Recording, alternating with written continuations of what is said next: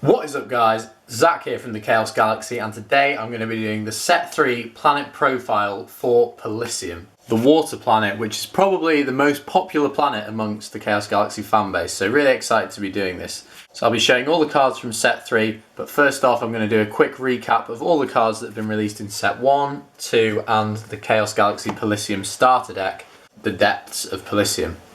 Also, before Set 3 is released, if you want to get your hands on some Chaos Galaxy cards, there'll be a link in the description to the online store below where you can buy yourself some packs, or of course the Palicium starter deck. So I'll start with a quick introduction to the planet.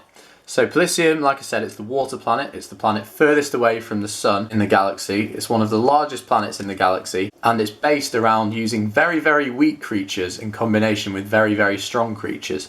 So you've got a lot of water-based cards which are like small little fish and amoebas and microscopic organisms, and then in contrast to that you've got some sort of like huge sea monsters, ice monsters, and like really powerful creatures, and you use these two types of cards in balance with each other to overwhelm your opponent. So from that, Palicium's planet ability is you can kill 2 Palicium creatures on your planet that have a combined total stars of 6 or less to free play any Palicium creature from your hand.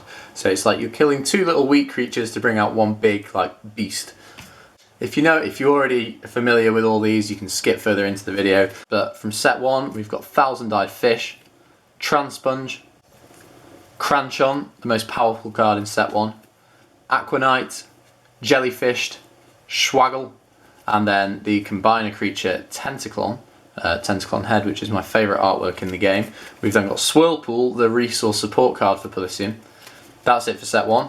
Then onto the base galaxy, or the starter deck, which introduced the Zeta Ray cards. So we've got Zeta Ray Mantilossus, and there may be another Zeta Ray coming in this video. We've got Nano Ray Gymnorus, Nano Ray Elasmobon, Nano Ray Skitoda, and then Rolantis, which is the home of the Nano Rays, and Nano Ray Nanostinger, their support attachment card.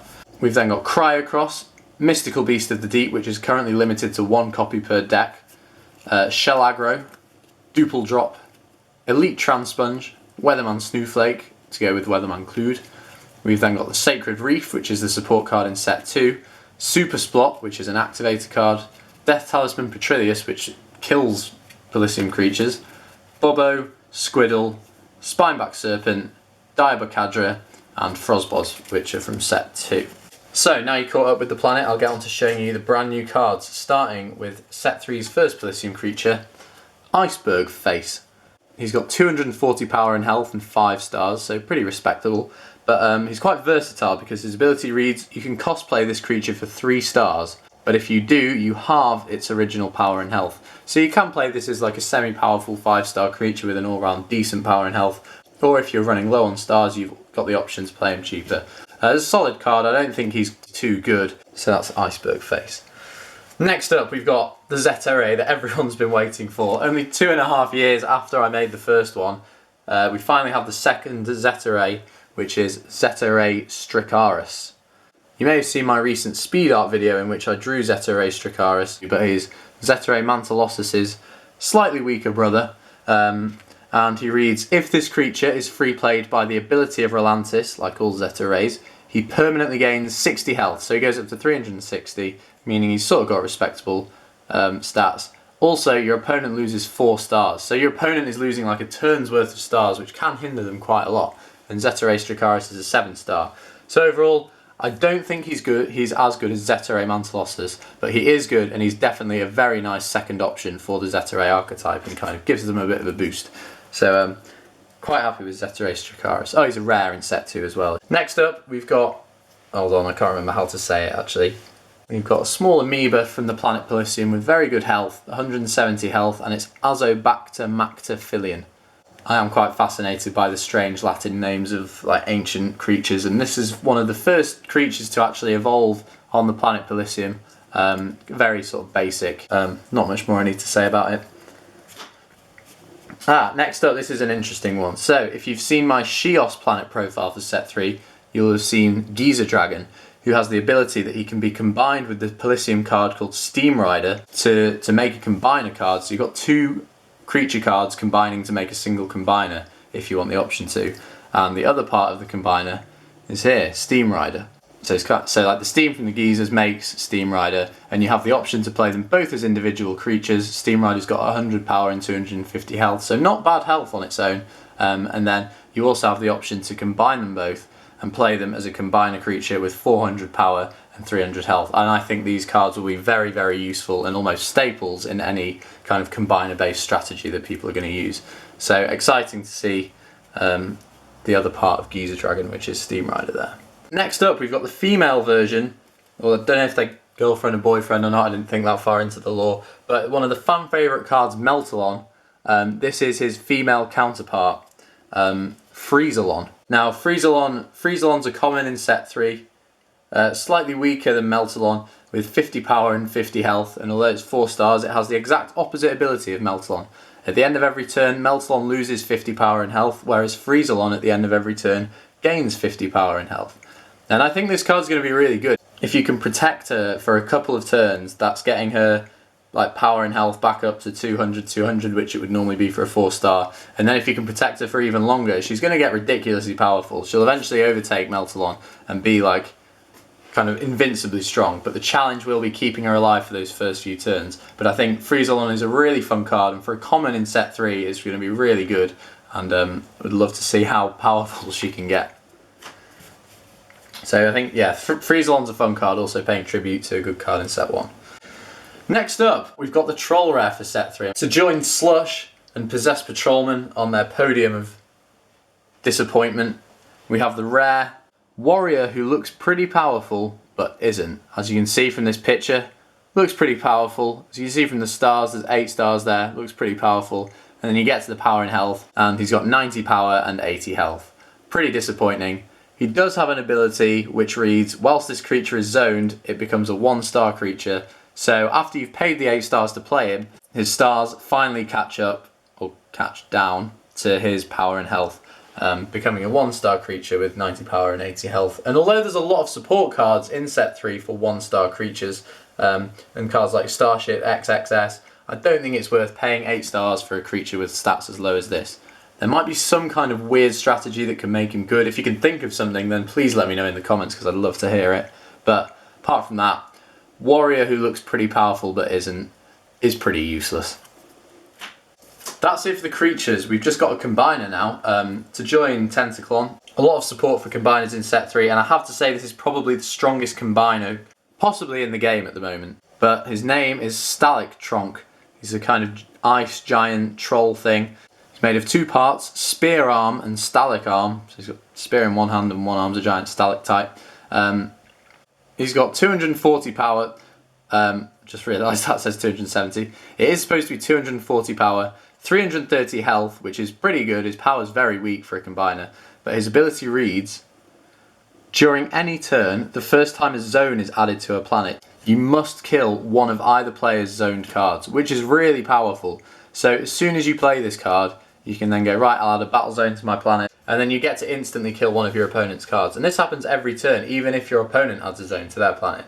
So you'll be killing cards, your opponent will be very put off adding zones to their planet and basically giving them a good position in the game, and Stalictron will be able to just pick off your opponent's cards one by one.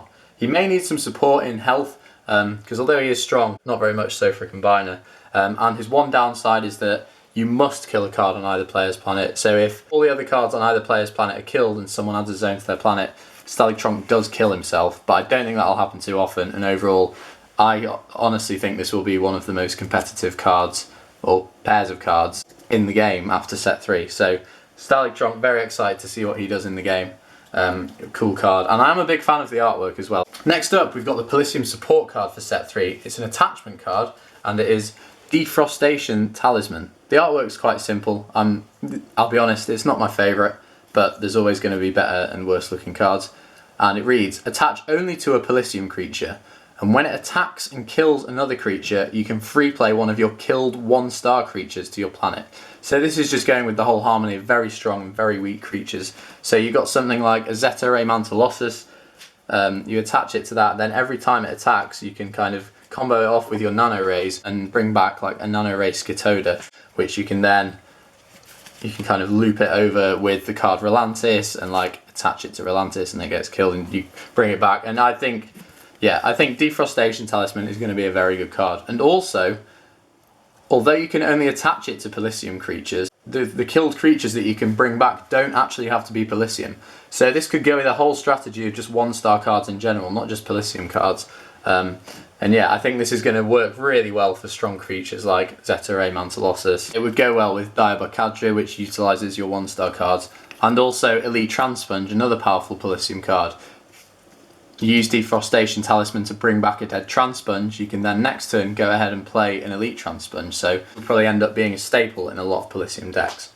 Next up, we've got a generic card from set 3. This one's also an attachment card, and it's called Panther Planter. It's a wild plant. It's quite rare in the galaxy. You can see it growing here above a few like pine tree sprouts. The text is a bit confusing. I may have to edit it to make it sound more smooth, but it reads, if a player would cosplay a creature with the same amount of stars as the attached creature, you can kill this card instead of paying stars for that cosplay. So that does sound confusing, but I'll give you an example. So if you've got a mystical beast of the deep on your planet, that's got 7 stars. If you then go and attach your Panther Planter to your mystical beast of the deep, you can then cosplay any 7-star creature by killing your Panther Planter. So you've got a Zeta Ray Stracaris in your hand, which also has 7 stars. You go right, I'll use my Panther Planter, kill it, and then I get to cosplay my Zeta Ray Stracaris for free. And it's not even a free play, it counts as a cosplay. So Panther Planter, I think, although it's a generic card, so it works for any planet, I think it'll work best with Palicium because that uses very strong cards with high stars that may normally be very difficult to get on your board, and you can just get them there for free. And just, you're there. For the price of 7 stars, you've paid 2 very, very powerful creatures, which could potentially win you the game. So I think Panther Planter is a fun card. It will be dead in your hand quite a bit, but if you pull it off well, you can win you games. You can just kind of overwhelm your opponent in a single turn and do very, very well off it. So excited to see what Panther Planter does. I can see some very, very dramatic moves happening with it. The final card for this video is a cool card. I'm a big fan of the artwork on this one. It's an activator card called Monument to Creation, and as you can see here, it's a very ancient statue of the head of Omnius, the planet abomination, the first creature in the galaxy. Here the 2 cards are for comparison. But yes, it's a monument to Omnius, and it's adding a bit more draw power into the game. I just put it in this Palicium video because it's got water in the artwork, but it reads, when your opponent draws a card or cards because of a card ability, so something like Relihex Mine or Cosmic Treasure, then you get to draw 2 cards. So your opponent thinks, oh yeah, I'm making this move, getting through my deck by drawing a card, and then you just hit them with a Monument to Creation and you get to draw 2. Fun card. It would be interesting to see if it is used in competitive play, because I know Relihex Mine and Cosmic Treasure are both cards that are used very widely. So this would be a good counter to them. So I'd be interested to see what you think of this card in the comments section. Yeah, definitely be a good one. So guys, thanks for watching. Let me know what you think of the Palicium cards for set 3. Personally, I think it has the best range of cards out of any planet in set 3. It's got simple cards, it's got very powerful combiners, powerful creatures, really interesting combo cards like Steam Rider and Giza Dragon, and some good like homage cards to other things like Friezalon and the Troll Rare Warrior, who looks pretty powerful but isn't. So overall, really happy with the way Palicium's come out for set 3. Stay tuned for my next planet profile. There's only 2 more planets I need to show you, as well as the no planet creatures. They're going to be exciting. But yeah, I'm really cracking on with set 3. I think I need to make 15 more cards and the entire set's done. And it's the biggest set in the game so far. There's more than 110 cards for it. So yeah, so excited in the way set 3 is going. Very nearly finished. Can't wait to show you the rest of the cards. In the comments below, let me know what your favourite card from this video is. In my opinion, artwork wise, I absolutely love Zeta Ray Stracaris. However, just general card wise, I absolutely love Statictron. I think it's going to be such a dangerous card in set 3 and really skillful to use. So yeah, anyway, let me know what you think in the comments. Please like, comment, subscribe, follow me on Instagram at Chaos Galaxy TCG. Get your hands on some packs of Chaos Galaxy cards, and there'll be a link to the online store in the description below. And I'll see you guys next time. Bye.